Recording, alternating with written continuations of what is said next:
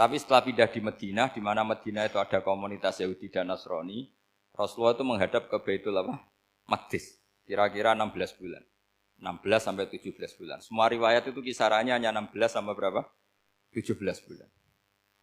Sehingga orang Yahudi itu bilang begini, Muhammad ini baiklah, meskipun dia membawa agama baru, tapi kiblatnya masih ikut kita, masih baik kan. Setelah 16 bulan, Nabi diperintahkan Allah untuk menghadap ke Ka'bah. Awal liwajhaka syatrul masjidil haram. Maka orang Yahudi itu berontak. Berontaknya adalah kiblat mereka ditinggalkan. Cara berpikir orang Yahudi itu kiblat mereka ditinggal. Sehingga mereka bilang mawallahum an qiblatihim allati kanu 'alaiha. Apa yang menjadikan umat Islam berpaling dari kiblat Baitul Maqdis. Kemudian mereka provokatif betul.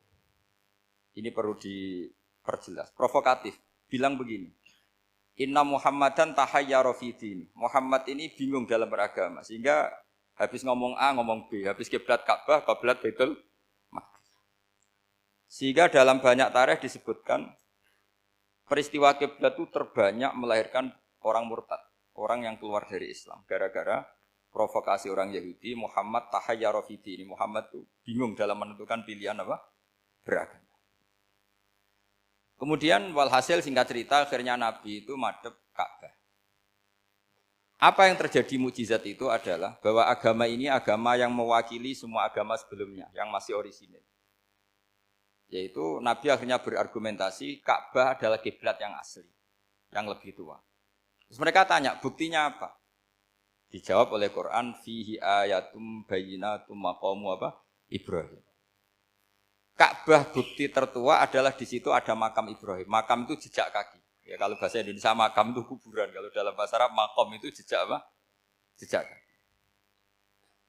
Sehingga diketahui oleh sejarah dibuktikan di situ ada jejak kaki siapa? Nabi Ibrahim.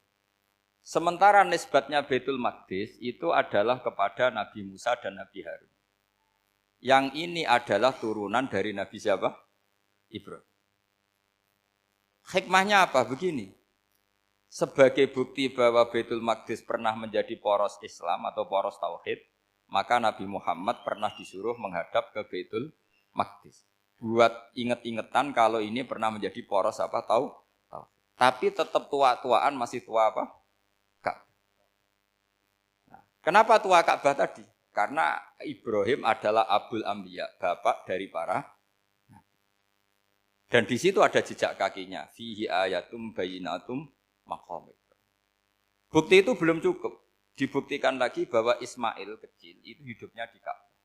Kita tahu sa'i bainas Shafa wal Marwah adalah karena Siti Hajar sedang mencari apa? Air. Jadi ada bukti sekian, bukti empirik bahwa Ibrahim itu kiblatnya itu Ka'bah, bukan Baitul.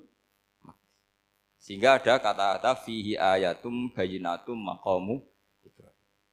Nah, tanpa ngerti asbabun nuzul, kamu akan mengartikan fa'ina ma tuwallu fasamma wajhu itu salah. Karena di situ kamu menghadap mana saja, maka di situ ada ridhonya Allah. Maka para ulama memberi catatan, maksudnya begini, kamu menghadap kemana saja, asal itu yang diperintahkan Allah, maka di situ ada ridhonya. Harus seperti itu maknanya, disesuaikan dengan konteks asbabin nuzul. Tanpa seperti itu tidak bisa. Dan masih banyak lagi kepentingan tentang asbabin nuzul. Jadi problem sekarang adalah banyak mufassir yang hanya mengartikan dari terjemah. Itu bahaya sekali. Sehingga ada orang yang menikah secara mut'ah.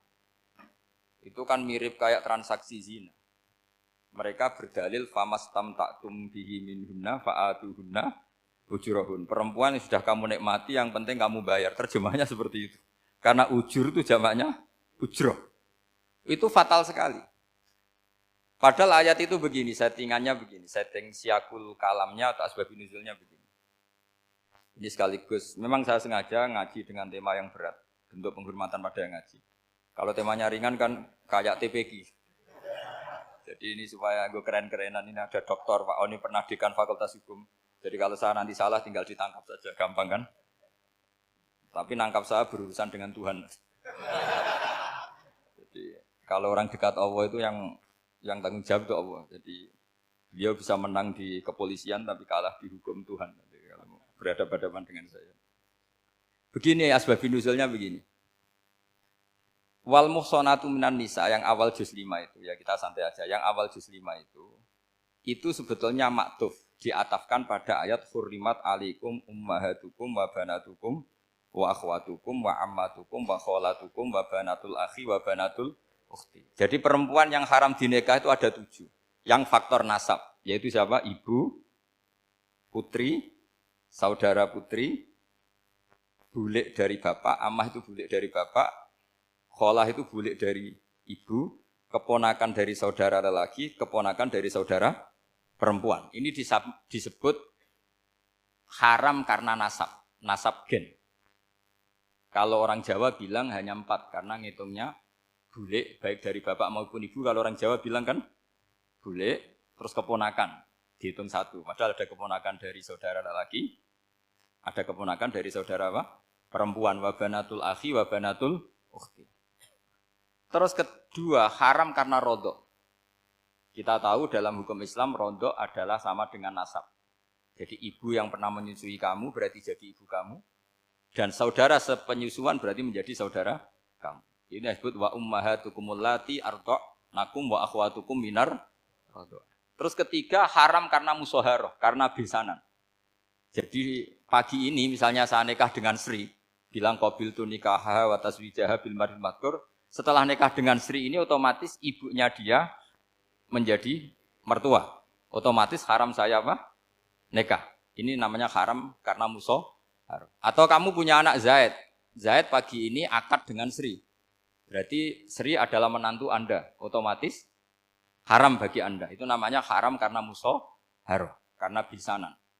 Itu yang disebut waroba apa haram-haram itu kan seterusnya itu wa ummahatu nisaikum. Apa ibu dari istri-istri kamu. Memang ini agak jelimet, tapi memang syaratnya mufassir harus biasa jelimet. Jangan hanya nyari partai ayat-ayat untuk kepentingan partai. Wah itu ngeri. Kacau Quran dipakai kampanye. Terus itu berarti sudah 3 kan? Haram karena nasab, karena rodok, haram karena musoharoh. Terus yang keempat ini haram yang bukan karena sebab pada seorang perempuan, tapi karena istri orang. Ini disebut wal muhsanatu minan nisa. Haram menikahi perempuan yang masih milik orang lain. Nah, orang lain yang menikahi ini, istilahnya Allah adalah lelaki yang menikahi perempuan ini adalah lelaki sing muhsinina ghairu musafihin, secara nikah yang sah. Nah, nikah yang sah itu begini dalam hukum fikih Islam. Saya nikah dengan Sri, kalau hanya akad, itu saya wajib bayar mahar hanya separuh. Jadi kalau saya janji bayar 1 miliar, berarti wajib bayar berapa? 500 juta. Kalau janjinya 100 juta, hanya bayar 50 juta. Itu yang wajib bil akdi. Nanti wajib sepenuhnya nunggu bil jima. Kalau sudah hubungan intim, baru wajib 100